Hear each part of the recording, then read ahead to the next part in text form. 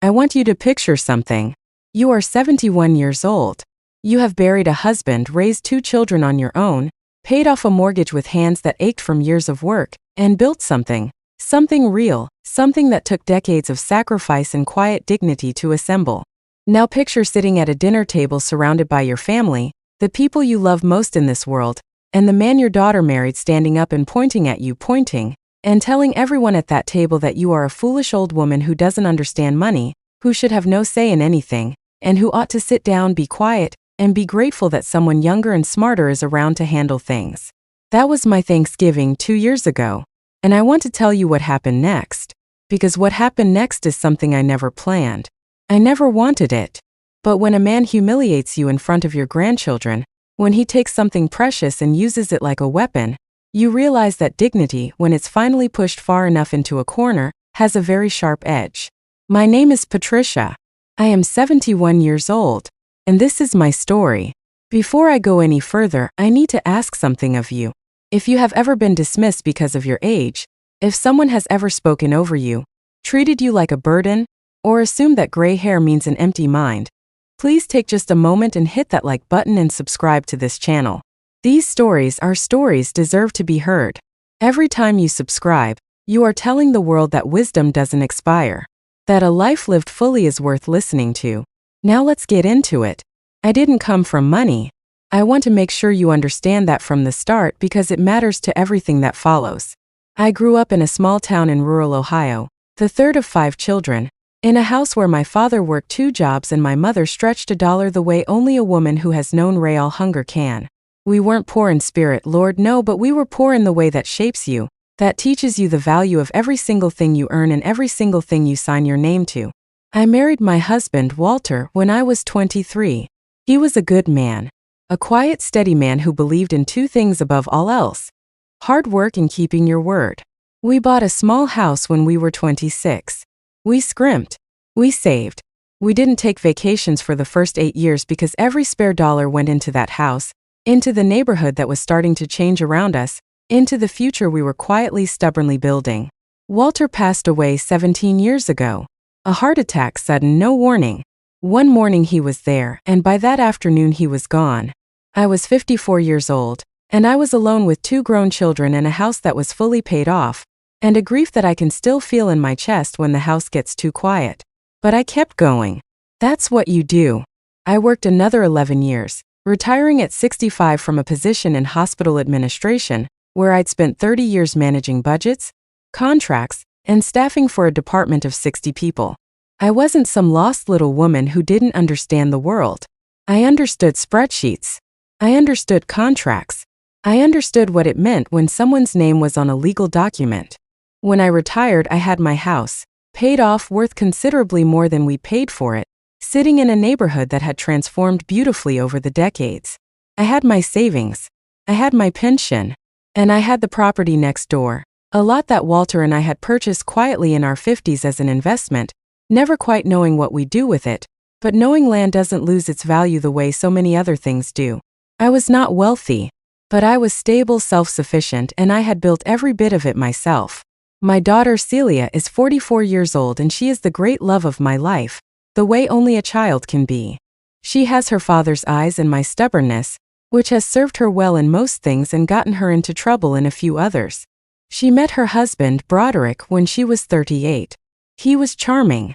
I want to give him that. The man could walk into a room and make everyone feel like he'd been waiting all day just to see them. He had an easy laugh, a firm handshake, and the kind of confidence that can look from a certain angle exactly like competence. He worked in real estate development, or at least that's how he described it. The reality, as I came to understand it over time, was somewhat more complicated. Broderick had ideas. Broderick had projects. Broderick had connections and pitches and deals that were always just about to close, always just about to make everyone involved very comfortable. I tried not to judge. Celia loved him. He was good to her, genuinely good to her in the early years.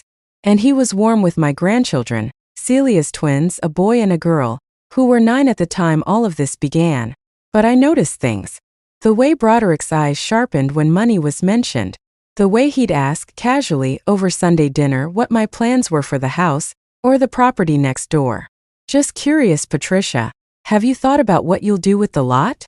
Land like that is really appreciating, you know? You should let me take a look at the numbers for you. I would smile and change the subject. He would bring it up again 2 weeks later. About 14 months before Thanksgiving, Broderick came to me with a proposal. He sat down at my kitchen table, my table in my house, and he laid out a folder of papers and told me he had found an opportunity. There was a developer interested in the vacant lot next door. Not to buy it outright, but to partner on a small residential development. 6 townhomes. The deal, as Broderick explained it, would involve me signing the lot over into an LLC that he and I would form together, and then the developer would come in, build the units, and we would split the profits upon sale. You'd be looking at a very significant return, Patricia, he told me. The lot alone is worth what, $300,000? We're talking about potentially tripling that. I asked him to leave the folder and I would look it over. He seemed surprised. I think he expected me to either say yes or to ask him to explain it all again. He didn't expect me to say I'd read it myself. I did read it. I read every page. And then I called my attorney, a woman named Sylvia who has handled my affairs for 12 years, and who I trust with my life. Sylvia called me back the next day and her voice was careful and measured, and I knew before she said anything that it was not good. The LLC structure in those documents, as written, would have given Broderick effective controlling interest over decisions related to the property. There was a clause buried on page 1414, mind you, that would have allowed the managing partner to enter into additional agreements on behalf of the LLC without requiring the consent of the other member for transactions under a certain threshold. That threshold was set at an amount that conveniently covered most of the operational decisions of a development this size. It wasn't illegal necessarily, but it was designed to sideline me, to make me a passive investor in my own land while Broderick ran the show. I called Broderick and told him I wasn't interested. He said he was surprised. He said I might be misunderstanding the structure. He said maybe we could sit down again and he could walk me through it. I told him Sylvia had walked me through it just fine. There was a pause on the phone, and then his voice shifted just slightly, just a degree or two, into something cooler. Of course, he said. Whatever you're comfortable with, Patricia. I should have known then that it wasn't over. With men like Broderick, it is never over. I want to be careful here, because this is the part of the story that still makes me feel something I am not entirely comfortable with. Not shame, I stopped feeling shame about it a long time ago, but something tender and bruised. Because it happened in front of my grandchildren, and no grandmother should have that particular memory. It was Thanksgiving. Celia and Broderick hosted, as they had for the past several years, in the house they rented.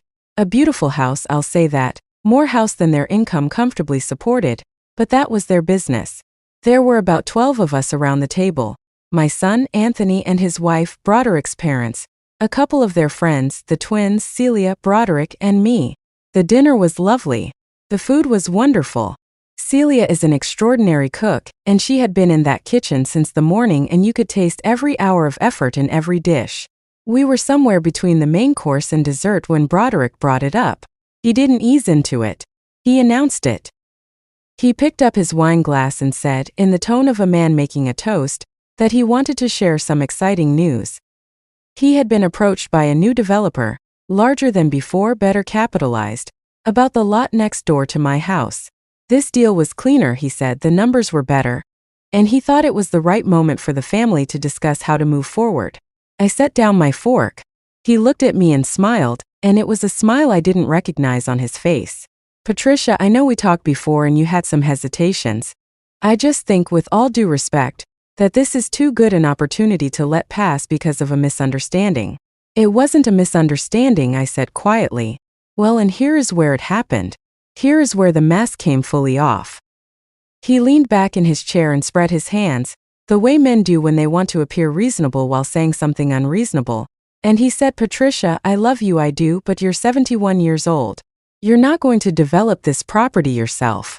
You don't have the contacts, you don't have the experience, and frankly, sitting on vacant land at your stage of life isn't a strategy. It's just fear. The table went quiet. This kind of opportunity, he continued, his voice getting slightly louder now, filling the room the way he liked his voice to fill rooms, does not come around twice. And I have to be honest, it concerns me, it genuinely concerns me, when I see someone of your generation hold on to assets out of stubbornness and then wonder why they're struggling in their later years. I'm trying to help you, Patricia. I'm trying to make sure you're taken care of. I looked at my grandchildren. My granddaughter, who was 9, was looking at her plate. My grandson was watching me with wide, uncertain eyes. I looked at Celia. She looked stricken, frozen between the two of us, and I felt a wave of sorrow for her that I still carry. I folded my napkin. I placed it on the table. I said very calmly, Broderick, I believe the sweet potato pie is getting cold. And I got up and went to the kitchen. I heard Broderick say something to the table behind me. I heard a few uncomfortable laughs, the kind people produce when they don't know what else to do. I did not go back to the table until dessert was served, and I spoke of other things for the rest of the evening, and I drove myself home at 8 o'clock and I sat in my living room in the dark for a long time. I was not crying. I was thinking. Here is what I had not told Broderick or Celia or anyone. 3 months before Thanksgiving, I had received an inquiry unsolicited, through a real estate attorney who knew Sylvia, from a commercial developer based out of Columbus. They were in the early stages of planning a mixed-use corridor project along a stretch of road that ran adjacent to my neighborhood. My lot, they said, was one of 5 parcels they were hoping to acquire. They were prepared to pay well above market value, because they needed contiguous land and mine was the right parcel in the right location at the right moment. I had been quietly in conversation with Sylvia and this developer for 3 months. We had not signed anything. I had not committed to anything. But the numbers on the table were significant, substantially more than even the most optimistic projection Broderick had ever brought me. I had said nothing to anyone because the deal wasn't done, and because I am at 71 old enough to know that you don't talk about what might happen. You wait until it has happened. But I had another reason for keeping quiet. After the first time Broderick brought me his LLC documents, I had a very frank conversation with Sylvia. I asked her a question that I had not asked anyone before. Was there any circumstance, I asked, under which Broderick could make a legal claim to any portion of my estate or my assets through his marriage to Celia? Sylvia said that generally speaking, no, what was mine, and Celia's inheritance interest did not extend to her husband during my lifetime. But she raised one scenario I hadn't considered. If Broderick and I ever entered into a formal financial arrangement, a joint venture, an LLC, a contract of any kind, that changed the picture considerably. He would then have a documented financial relationship with me, and depending on the terms, certain claims could potentially be made. I thought about that for a long time, and I realized that every time Broderick came to me with a proposal, he wasn't just trying to make money on my land. He was trying to get his name on something. He was trying to create a legal thread between himself and my assets, however thin, that could be pulled on later. The Thanksgiving scene, I understood in retrospect, was a pressure tactic. When patience didn't work, he tried public humiliation. He wanted me flustered, embarrassed, eager to prove I wasn't afraid or stubborn. He wanted me to say, fine, draw up the papers, if only to save face in front of my family. Instead, I went to my kitchen and I thought about what I was going to do. I signed the papers with the Columbus developer on the 14th of January. I am not going to tell you the exact number, because that is my business and mine alone. What I will tell you is that it was enough to fund a very comfortable remainder of my life, enough to set aside meaningful gifts in trust for each of my grandchildren, and enough to make a significant contribution to a scholarship fund at the hospital where I had worked, in Walter's name. Sylvia handled everything. The deal closed cleanly. I was not required to partner with anyone, form any LLC, or give anyone else a seat at my table. I did not tell Broderick. I did not tell Celia, not right away. I told her privately one afternoon in February, over lunch at a restaurant I chose in my own time, in my own words. She was quiet for a long time. And then she said, Mom, I didn't know how bad it had gotten. And I told her that was exactly why I hadn't said anything before it was done. Celia is a complicated story and I want to be fair to her. She did not know everything her husband had been doing. She knew he was interested in the property. She did not know about the clause on page 14. She did not know about the pressure he was applying, the extent of it, or the shape of what he was really after. When she found out, in stages over the following weeks, because I gave her Sylvia's assessment to read, and I gave her the original LLC document so she could see the language herself, the look on her face was something I cannot describe without feeling both proud of her and heartbroken for her. Celia is nobody's fool. She just loved someone who was good at making himself appear to be something other than what he was. Once the deal became a matter of public record, real estate transactions eventually are, Broderick found out. He called me. I let it go to voicemail. He called again. I let that go to voicemail too. He texted. He said he thought we should talk, that he was sure this was all a misunderstanding, that he hoped we could move past any tension and work together as a family going forward. I showed the text to Sylvia. She found them interesting in a professional sense. He showed up at my house one Saturday morning. I opened the door in my housecoat, holding my coffee, and I looked at him. He said, "Patricia, can we talk?" I said, "Broderick, I think we've said everything there is to say." He stood there for a moment, and I watched something pass across his face. Not quite anger, more like recalculation, the mental adjustment of a man who has realized the board is different than he thought. "You should have come to me," he finally said. "I could have gotten you a better deal. I had relationships with developers in this market." "I know you did," I said pleasantly. "I got a better deal without them." I closed the door. Part 8. What happened to Broderick? I am going to choose my words carefully here, because I am not a cruel woman and this is not a story about revenge for its own sake. But I also believe in honesty. Broderick's next big development deal, the one he had been working on for most of that year, the one he had told Celia was going to be their financial turning point, fell apart in the spring. The details are not entirely clear to me, and I have no interest in speculating about things I don't know with certainty. What I know is that the deal collapsed, and that it collapsed in a way that was expensive and public in the small professional world where Broderick operated. I did not cause that. I want to say that clearly. My decision had nothing to do with his deal falling apart. But I'll be honest. When a man's entire professional identity is built on being the person who understands things better than everyone else, who sees opportunities that the old and the cautious cannot see, when that man has publicly declared himself smarter and more capable than a 71-year-old woman, only for that woman to successfully complete a transaction he couldn't even get himself invited to, it does certain things to his reputation. It does certain things to how the people around him see him. Word travels. It always has. I want to spend a moment here on Celia because she deserves it. She did not leave Broderick immediately. I did not ask her to. That is not my decision to make, and I am old enough and wise enough, I hope, to understand that a marriage is complicated in ways that only the two people inside it can fully see. But something shifted. Something that had been gathering quietly for a long time, I think, finally had a name. Celia is in therapy now. She has been for about a year. She calls me twice a week, which she didn't always do before all of this. We talk differently than we used to, more honestly, more carefully, with more of the real things left in instead of smoothed over. Whatever happens in her marriage is hers to navigate. I will be here, on the other side of whatever she decides, without judgment and without "I told you so." I promised myself that a long time ago. I am 71 years old. I have been widowed and I have survived it. I have been condescended to and I have survived that too. I have been looked at across dinner tables as though my age were a diminishment, as though the decades I have lived were a liability rather than an education. I want to say something to every older woman and every older man who might be watching this right now. You are not a problem to be managed. You are not an obstacle to be worked around.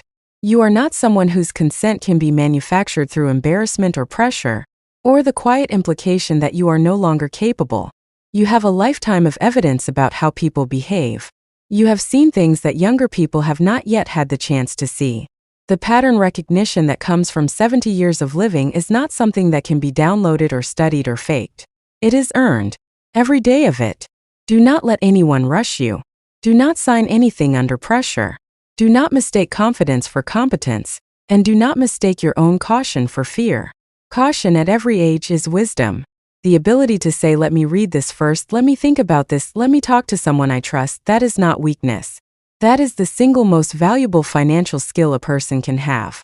I did not outsmart Broderick because I am exceptional. I am not exceptional. I am a retired hospital administrator from Ohio who paid attention, took her time, and refused to be embarrassed into a bad decision. You can do that too. Whatever your situation, whatever your age, whatever the pressure being applied, you can take a breath, you can say "not yet," and you can find someone you trust to help you look at the page 14. There is always a page 14. I want to end by telling you what my life looks like now, because I think endings matter and I don't want to leave you on a purely cautionary note. I still have my house.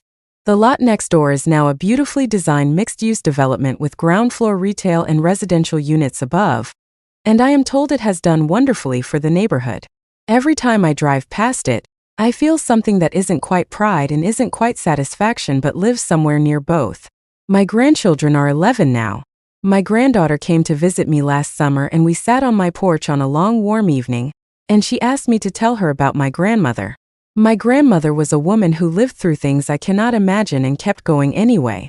I told her stories for 2 hours while the fireflies came out. She listened to every word. My son Anthony and I are closer than we have ever been.